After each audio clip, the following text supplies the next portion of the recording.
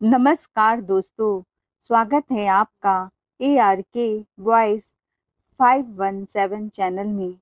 आज की कहानी है कलयुगी बेटे बहू के करतूत। सुनिए, कल पापा जी का रिटायरमेंट का दिन है। फिर पापा जी पूरे दिन घर में ही रहेंगे क्या? बड़ी बहू अन्नू अपने पति नमन से बोली।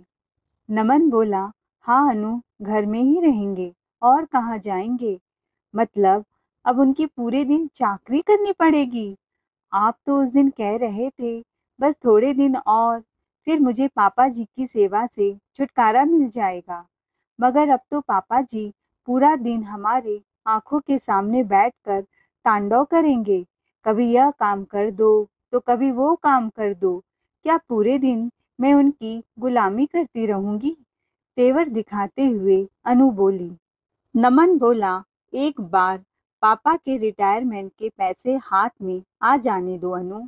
तुम्हें तो याद ही होगा, 2 दिन पहले ही पापा वकील अंकल से कह रहे थे रिटायर होने के बाद सारी जायदाद का बंटवारा कर दूंगा और जो रिटायरमेंट के बाद पैसा मिलेगा वो भी हम दोनों भाइयों में आधा आधा बांट देंगे। हम दोनों भाई भी अलग अलग हो जाएंगे। फिर हम पापा जी को हमेशा के लिए छोटे के पास छोड़ देंगे और हम अलग घर में शांति से रहेंगे। बस एक बार प्रॉपर्टी का हिस्सा कब्जे में आ जाए, तब तक सेवा का ढोंग कर लो पापा की। वैसे भी मैंने तो पहले ही सोच लिया है, उम्र भर मैं उन्हें नहीं झेलने वाला। इसलिए तुम क्यों व्यर्थ परेशान होती हो? अनु बोली, हाँ, मैं भी उस दिन का बड़ी बेसब्री से इंतजार कर रही हूँ कि कब पापा जी की जायदाद हमारे नाम हो जाए।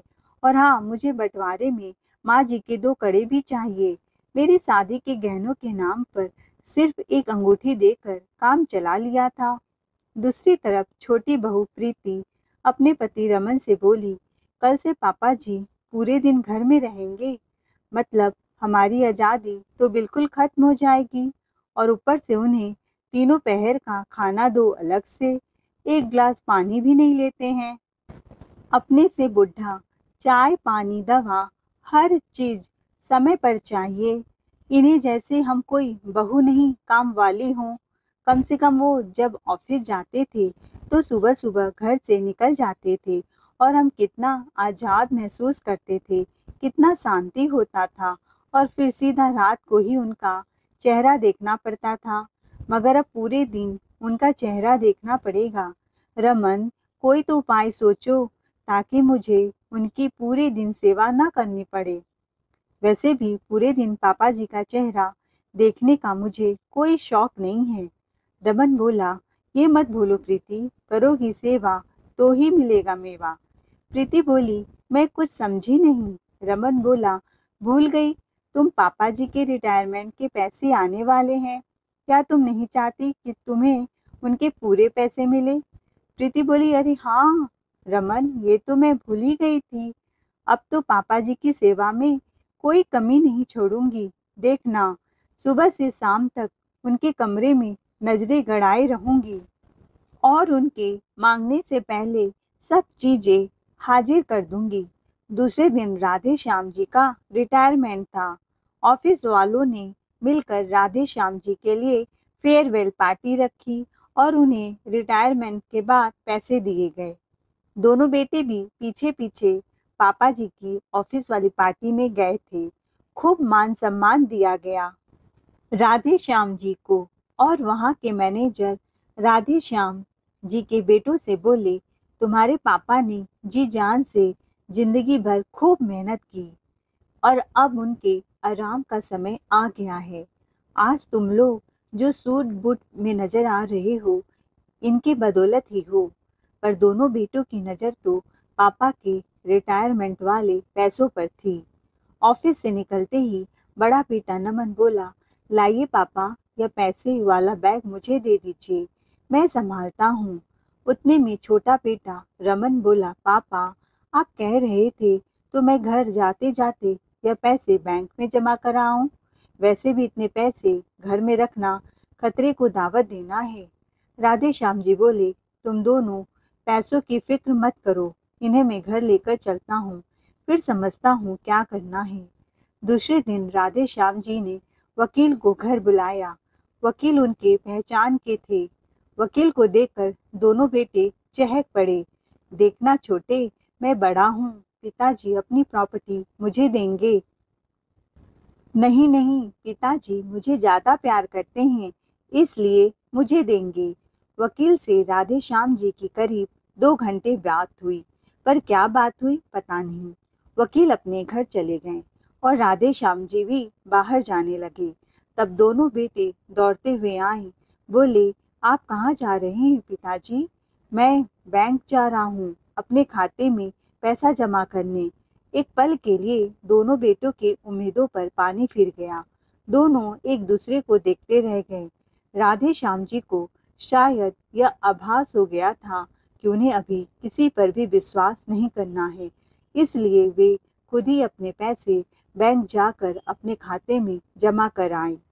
राधे श्याम जी तो रिटायर हो गए, लेकिन अब भी सुबह जल्दी उठ जाते और अखबार लेकर बैठ जाते। शुरुआत के दिनों में तो बहुओं ने भी उनकी सेवा में कोई कमी नहीं छोड़ी।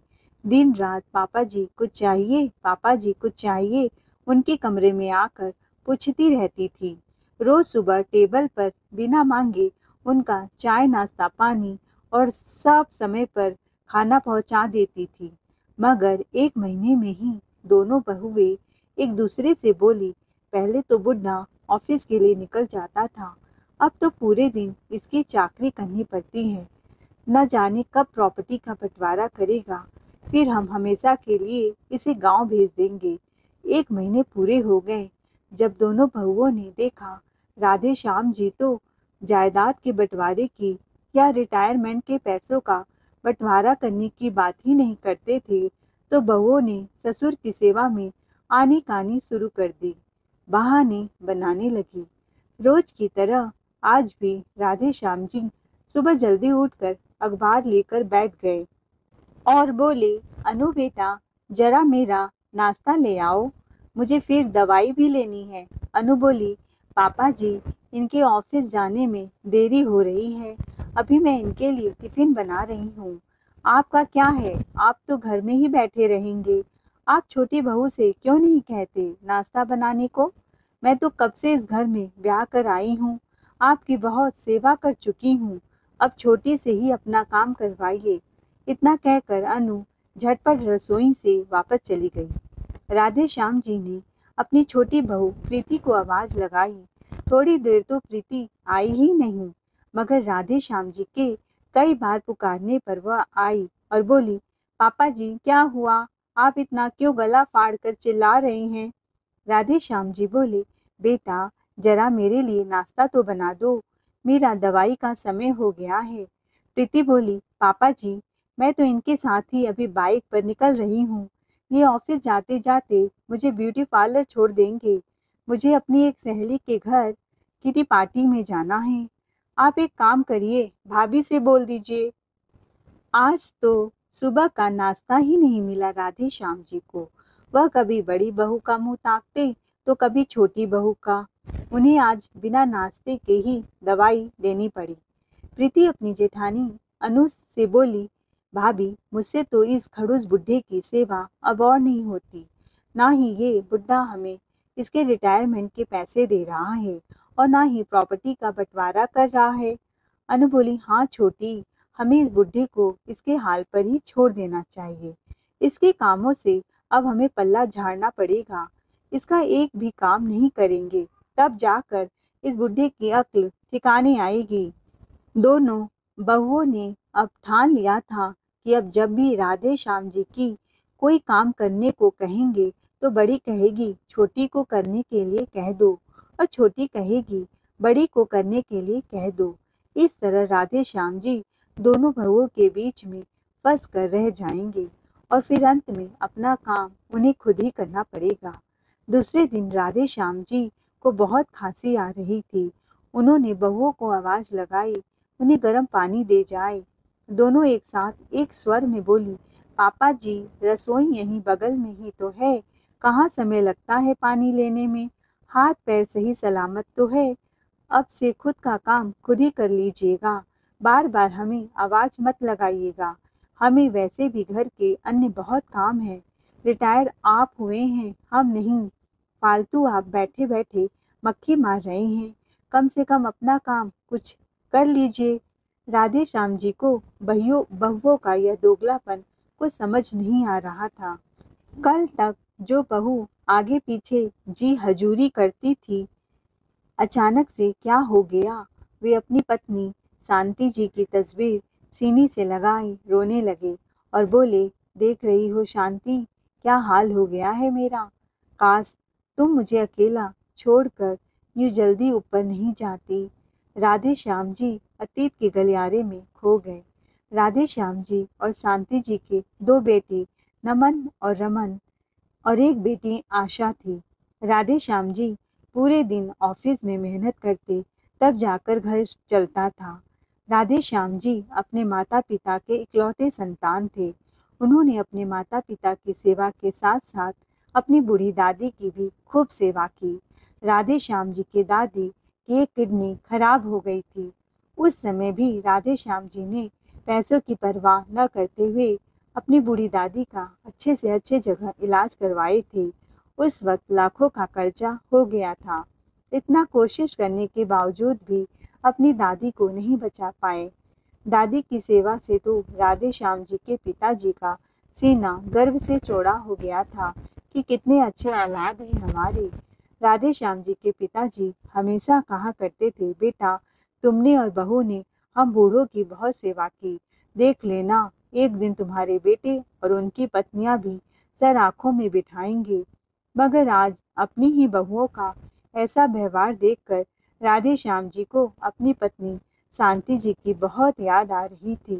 वे सोच रहे थे, शायद कलयुगी संतान ऐसे ही होते होंगे, तभी तो आज मुझे ऐसे दिन देखने पड़ रहे हैं। दोनों बेटों के शादी के बाद अक्सर शांति जी राधे श्याम जी को कहा करती थी, बेटे बहुओं में बहुत बदलाव आ चुका है। वे लोग सिर्फ दिखावा करते हैं कि वे वो लोग हमारा ध्यान रखेंगे, मगर इनके मन में लालच है। तब राधे श्याम जी शांति जी के बातों को अक्सर टाल दिया करते थे और कहा करते थे, भाग्यवान, पता नहीं तुम औरतों को बेटों की शादी के बाद क्या तकलीफ हो जाती है। तुमको तुम्हारे घर में आई लक्ष्मी पर ही शक होने लगता है। मगर आज मुझे समझ आया कि शांति हमेशा सच कहती थी और मैं उसकी बातें नज़रअंदाज कर देता था। शायद शांति इनके मन का जान चुकी थी कि बुढ़ापे में कोई उसकी सेवा नहीं करेगा, तभी तो जल्दी ऊपर चली गई। काश शांति, मैं भी तुम्हारे साथ ही ऊपर आ जाता, कहते हुए राधे श्याम जी लगातार रोते जा रहे थे। तभी उनकी मोबाइल की घंटी बज जाती है। सामने से बेटी आशा बोली, पापा कैसे हैं आप?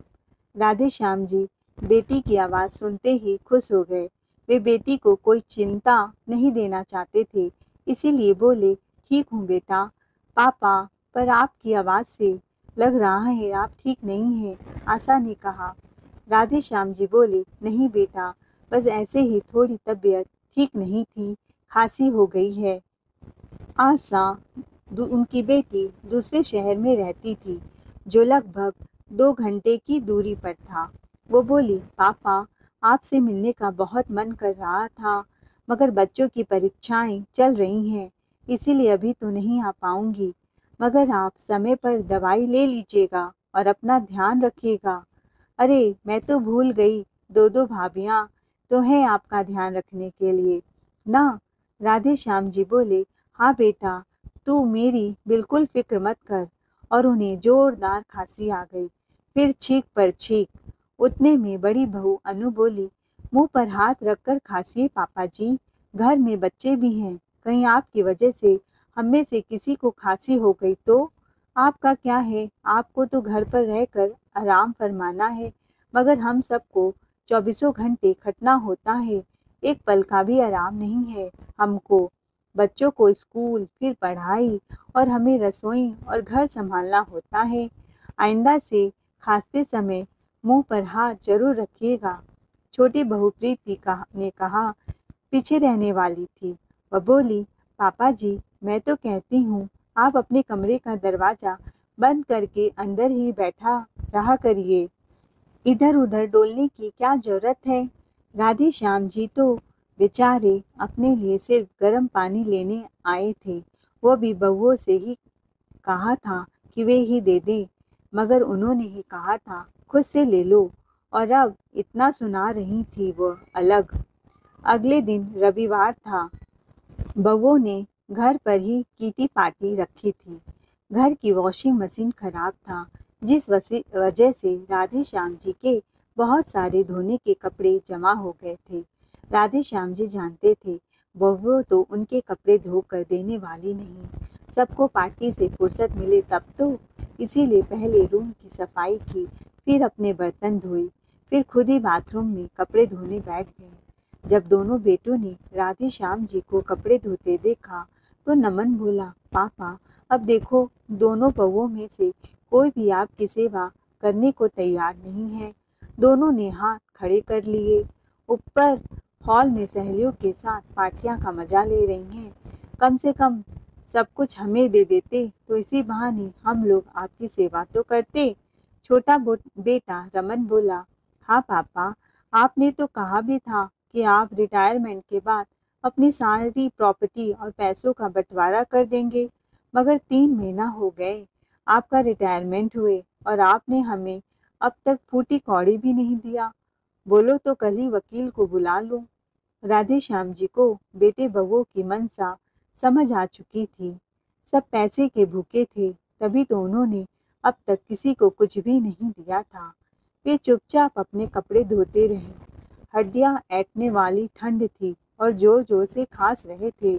आखिर अब तो उन्हें सब कुछ समझ ही आ गया था कि बेटे बहुओं की नजरें तो सिर्फ उनकी प्रॉपर्टी और पैसों पर है। अभी जब इनके हाथ प्रॉपर्टी नहीं लगी है तो मेरा यह हाल कर दिया। कल को अगर इन लोगों को अपनी प्रॉपर्टी दे दूंगा तो जाने मेरा क्या हाल होगा। यही सोचते सोचते वे बेचारे अपने कपड़े धोए जा रहे थे। उतने में उनकी बेटी आशा अपने मायके आ पहुंच गई। दरवाजा खुला था तो वो सीधा अंदर चली आई। उसने जब भयंकर ठंड में राधे श्याम जी को बाथरूम में कपड़े धोते देखा तो उसके होश उड़ गए। वह बोली, पापा दो दो बहुओं के होते हुए आप क्यों कपड़ा धो रहे हैं, वो भी शाम को इतनी ठंड में। आप बाहर आइए। राधे श्याम जी खांसते हुए बाहर आए। आशा बोली, भैया भाभी कहाँ हो सब के सब। आशा की आवाज किसी के कानों तक पहुंची नहीं। दोनों भाभियां किटी पार्टी में डांस करने में मशगूल थीं। आशा हॉल में पहुंची और म्यूजिक सिस्टम बंद कर दिया। गाना बंद होते ही भाभियों की नजरें अपनी ननद पर पड़ी। प्रीति बोली, अरे दीदी आप यूं अचानक कैसे, बताकर तो आती। आशा बोली, भाभी अगर बताकर आती तो आप लोगों की सच्चाई कैसे जान पाती। मेरे पापा को ऐसे कपड़े धोता कैसे देख पाती, और आप लोग को बूढ़े पिता की सेवा करने के लिए समय नहीं है, लेकिन डांस करने के लिए समय ही समय है। दीदी आप मेरी सहेलियों के सामने हमारा अपमान कर रही हैं। अब मैं चुप नहीं रहने वाली भाभी। तुम्हारी सहेलियां तो जाने तुम्हारा करतूत। पीछे पीछे भाई भी पहुंच गए। भैया मुझे शर्म आ रही है आज आप लोगों को अपना भाई कहते हुए। भाभियां तो पराई थी, मगर आप तो अपने थे। आप लोग पापा को ऐसे बाथरूम में कपड़े धोने दे रहे थे। छी छी, आज आप सब मेरी नजरों में गिर गए। मेरा बस चले तो आप लोगों को बुजुर्गों पर अत्याचार के खिलाफ केस फाइल कर दूं। दोनों भाई और भाभियां नीचे नजरें झुकाए खड़ी थीं। उन्होंने अपने पिता को रिटायरमेंट के बाद सुख के बदले दुख जरूर दिया था, यह वे लोग जानते ही थे। आशा पापा के पास दौड़ कर गई। पापा आप चलिए, आज से आप यहाँ नहीं रहेंगे, आप मेरे साथ रहेंगे। यह तो अच्छा हुआ उस दिन आपसे फोन पर बात करते वक्त मैंने फोन काटा नहीं था और मुझे दोनों भाभियों की आवाज सुनाई दी। मैं समझ गई मेरे पापा को यहाँ कितना इज्जत मिल रहा है और देखने चली आई। लानत है ऐसे भाई भाभियों पर जो बुढ़ापे में अपने माता पिता के साथ ऐसा व्यवहार करते हैं। इतना कहकर आशा राधे श्याम जी को अपने घर ले आई और उनकी सहेलियां मुंह पर थूक कर घर चली गईं। थोड़े दिनों के बाद अपने दोनों बेटे बहुए ये सोचकर डर रहे थे कि कहीं पापा सारी प्रॉपर्टी और पैसे बेटी को ना दे दे, और आखिरकार वही हुआ जिसका उन्हें डर था। घर खाली करने के पेपर लेकर कोर्ट से एक वकील जब उनके दरवाजे पर पहुंचा तो सभी का चेहरा ऐसे उतर गया जैसे काटो तो खून ही नहीं। वे चारों अपने पिताजी से माफी मांगने दौड़ चले आए, मगर राधे श्याम जी बोले, मैं जानता हूँ तुम लोग मेरे लिए नहीं बल्कि मेरी प्रॉपर्टी और पैसे के लालच में मुझसे माफी मांग रहे हो। मगर मेरी बेटी आशा के साथ रहकर मुझे मेरे बाबूजी की एक बात याद आ गई। वे कहते थे, तुमने मेरी बहुत सेवा की है राधे श्याम, देखना एक दिन तुम्हारे बच्चे भी तुम्हारी खूब सेवा करेंगे। यह बात 16 आने सच है। आज मेरी बेटी ने मेरी सेवा करके यह साबित कर दिया। और हाँ, तुम लोग जिस प्रॉपर्टी के लालच में यहाँ माफी मांगने आए हो उसका अब कोई फायदा नहीं। मैंने मेरा सब कुछ अपनी बेटी और उसके बच्चों के नाम कर दिया है। मेरी बेटी की मर्जी, वह चाहे इसका जो करे। मेरे कहने को ही दो बेटे हैं पर मुझे रखने का फर्ज मेरी बेटी निभा रही है। अच्छा हुआ उस दिन वकील ने मुझे प्रॉपर्टी का बंटवारा करने से रोक लिया। बोल रहा था समय ठीक नहीं चल रहा है, अभी आप बंटवारा मत कीजिए, इन्हें भाप लीजिए। ये सुनकर वे चारों राधे श्याम जी के पैरों में गिर पड़े, मगर राधे श्याम जी ने उन्हें माफ नहीं किया। दोस्तों, आपको क्या लगता है राधे श्याम जी ने सही फैसला किया? तो कमेंट में अपनी राय जरूर बताएं। Thanks for watching.